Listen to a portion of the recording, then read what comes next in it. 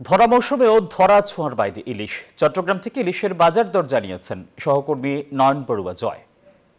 ইলিশের মৌসুম প্রায় শেষ, তবে যখন মৌসুম শুরু হয়েছে তখন থেকেও কিন্তু ইলিশের স্বাদ তেমনভাবে নিতে পারেনি। যেখানে ঝাঁকে ঝাঁকে ইলিশ আহরণ করার কথা রয়েছে জেলেদের, তবে আবহাওয়ার কারণে তার কারণে কিন্তু জেলেরা সেভাবে ইলিশ পায়নি বলে তারা আমাদেরকে জানিয়েছেন।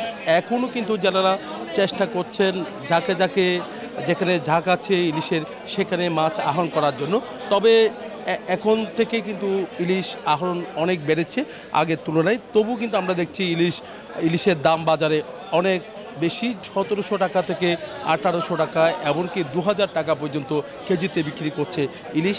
তার কারণে সাধারণ যারা ক্রেতা, নিম্ন আয়ের মানুষ যারা আছে তারা তো ইলিশের স্বাদ নিতে পারেনি।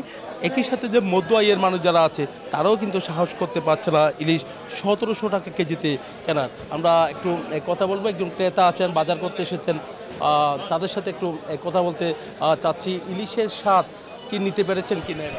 সব বাজারই তো এখন একই রকম, 2000, 2100, 1700, 1800 টাকার নিচে কোনো ইলিশ মাছ পাওয়া যাচ্ছে না।